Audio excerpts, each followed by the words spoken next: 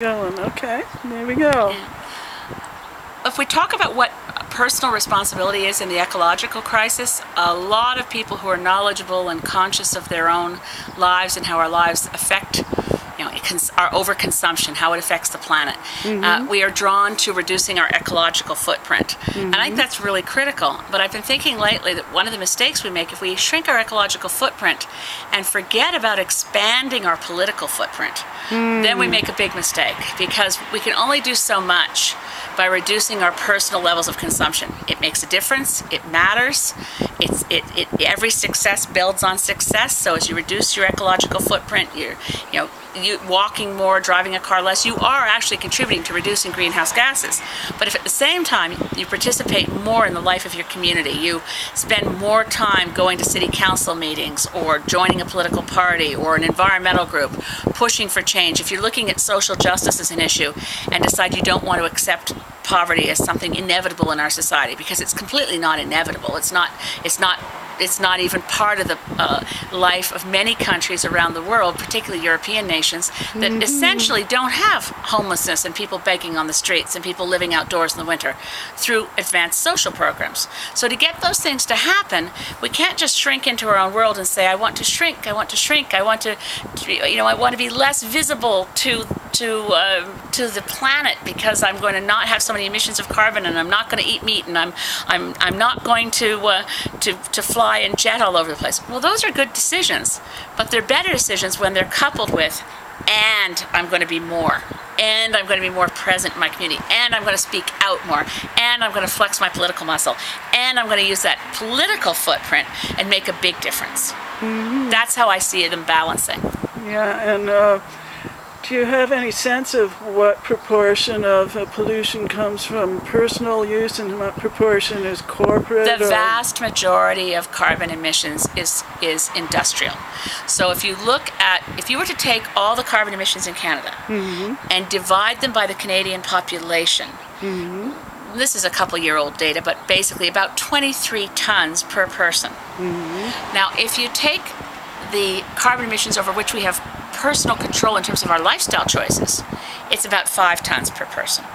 So the bulk of it is export-driven economy, production of oil out of bitumen, all of the apparatus of an industrial economy that's premised on abundant, cheap energy, and so is very, by definition, wasteful.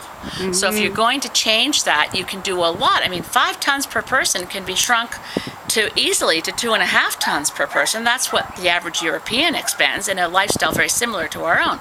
But that also takes systems changes.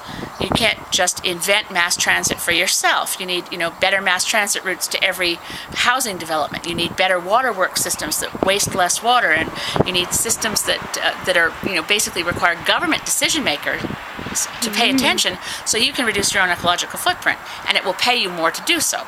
So that, the personal can take you only so far, but it's important. But the political takes you from that gap between the 5 tons of emissions that we each can control in our own lives and our share of Canadian carbon emissions, which is 23 tons. Huge. Yeah. And what about the military? Have you looked at The that military-industrial complex is the biggest polluter on the planet, and arms trades and the whole business of making war is extremely polluting. It's a big carbon emitter, and the best way to get at that, our budget and our approach to being able to afford the things we want, like universal child care, eliminating poverty through guaranteed livable income, a lot of things we want to accomplish as a party when we balance our books, because we also want to make sure we're not going to, once we get out of a recession, we want to make sure we're not in deficit. That process involves cuts to the military budget. And we need to also track down and end arms trades. The thing that fuels instability in so many countries around the world is some of the big multinationals on all sides of the field, Americans, Russians, whatever, they're playing with regional wars as a testing ground for their new weapons. That's how the Hezbollah has heat-seeking missiles that can go into Israel. Why does the Hezbollah in caves in Lebanon have access to high-tech weaponry? It's because of the arms trade.